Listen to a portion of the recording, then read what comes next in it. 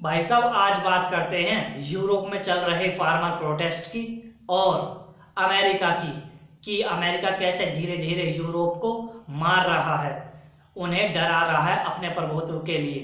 तो भाई साहब अमेरिका का ऐसा कोई सगा नहीं है जिसे अमेरिका ने ठगा नहीं है। चाहे दोस्त हो चाहे दुश्मन, सबको बर्बाद ही किया है।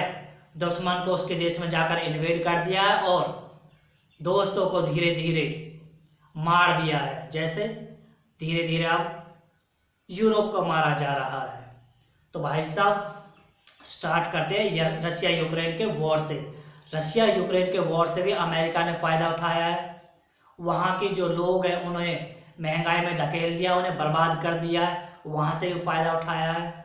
और जो रशिया यूक्रेन के दौरान जो अमेरिका ने यूरोप के रास्ते यूक्रेन में जो हथियार भेजे, जो नए नए इनोवेट किए हुए हथियार भेजे, उन्हें चेक कर लिया है और अब उनकी मार्केट पूरी दुनिया में बन गई है कि युद्ध क्षेत्र में ये हथियार चला हुआ है। तो इससे भी अमेरिका ने अपने एक मार्केट बना ली और इससे भी अब फायदा उठाएगा।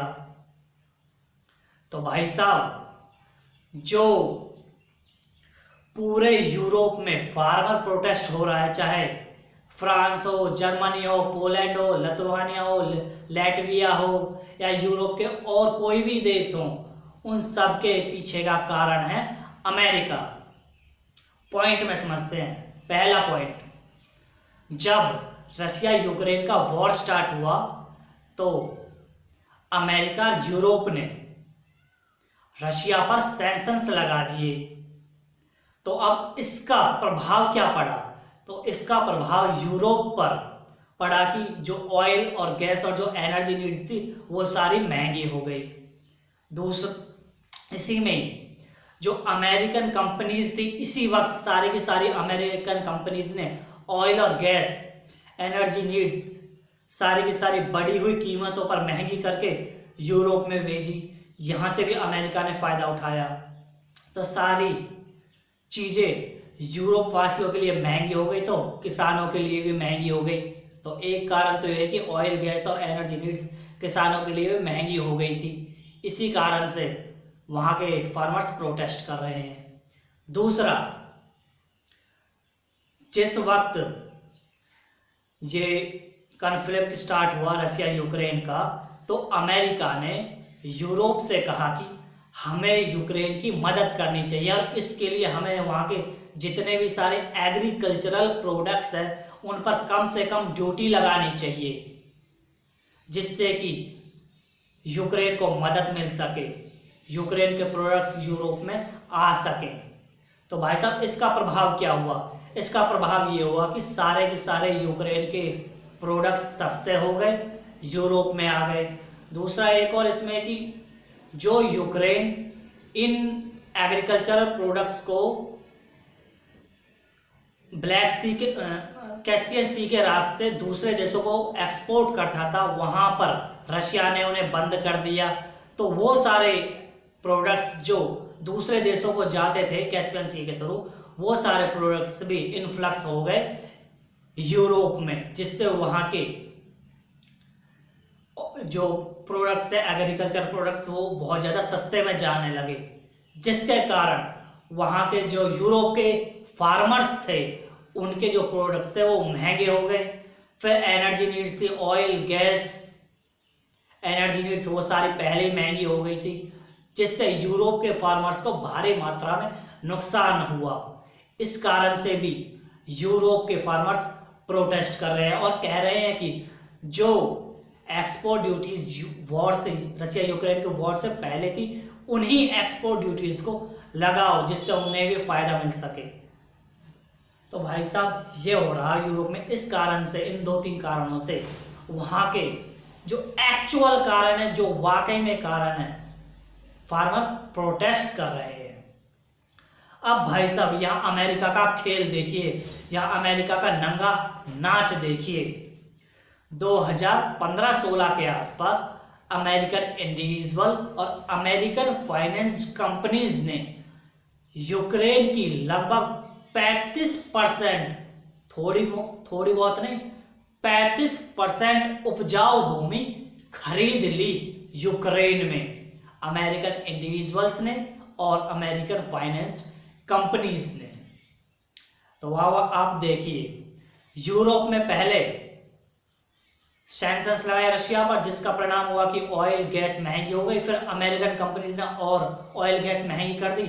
अमेरिकन कंपनीज ने फायदा उठाया, यूरोप वासी महंगाई झेलते रहे। फिर जो यूक्रेन के एग्रीकल्चरल प्रोडक्ट्स थे वो सारे, जहां पर अमेरिकन कंपनीज ने 35% का जो जमीन खरीदी थी, वो सारे की सारी उसी जमीन के जो प्रोडक्ट्स थे और भी जमीन के जो प्रोडक्ट्स थे वो सारे सारे यूरोप में इन्फ्लक्स हो गए। वहां से महंगाई बढ़ गई। फायदा सिर्फ और सिर्फ इससे अमेरिकन कंपनीज और अमेरिकन इंडिविजुअल्स को हुआ। तो ये है भाई साहब, अमेरिका ऐसा कोई सगा नहीं है जिसे अमेरिका ने ठगा नहीं है। इसीलिए कहते हैं कि दूसरे देश का प्रभाव अपने देश के लोगों पर नहीं होना चाहिए। जितने भी ये मिशनरीज हैं, जो ये वेस्टर्न आइडियोलॉजीज है, ये अपने देश में नहीं होनी चाहिए। जो ये गलत आइडियोलॉजीज ये अपने देश में नहीं होनी चाहिए। इसी कारण से आज अमेरिका का जो प्रभाव है पूरे यूरोप पर, जिससे वो बर्बाद हो रहा है। और यूक्रेन तो दूसरे देश के प्रभाव में आकर बर्बाद ही हो गया है, वॉर में चला ही गया है। तो आप देख सकते हैं। तो भाई साहब, ये अमेरिका के सारे खेल अमेरिका के बनाए हुए हैं। अब आप देखिए, हथियार जो बेचे जा रहे हैं वो अमेरिकन्स हैं। जो प्रोडक्ट्स, एग्रीकल्चर प्रोडक्ट्स सस्ते होकर यूक्रेन से यूरोप में गए, उनका फायदा सिर्फ अमेरिका को हुआ। अमेरिकन कंपनीज ने ऑयल और गैस महंगे दामों पर यूरोप में भेजा, तो फायदा सिर्फ और सिर्फ अमेरिकन्स को हुआ है, ना कि यूरोप को। यूरोप तो सिर्फ बर्बाद हो रहा है। और भाई साहब, एक और बहुत अच्छा पॉइंट है, अमेरिका पूरे यूरोप को डरा कर रखता है। पता है कैसे? जब नाटो की शुरुआत हुई तो नाटो को यूएसएसआर को कंटेन करने के लिए बनाया गया था, अमेरिका द्वारा अमेरिका के लिए। पर अमेरिका ने यूरोप को बताया कि इससे यूरोप को ही यूएसएसआर से सुरक्षा मिलेगी, पर ऐसा हुआ नहीं। अब आप देखिए,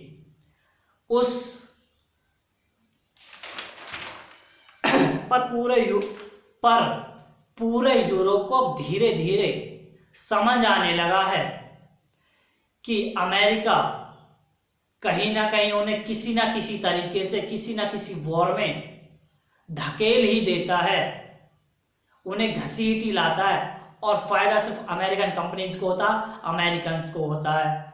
यूरोप वाले सिर्फ लड़ते ही रहते हैं, वो बर्बाद ही होते रहते हैं, चाहे महंगाई से हो चाहे किसी भी तरीके से हो। और अमेरिका का प्रभुत्व जमा ही रहता है। अब यूरोप में भी ये बात चलने लगी है।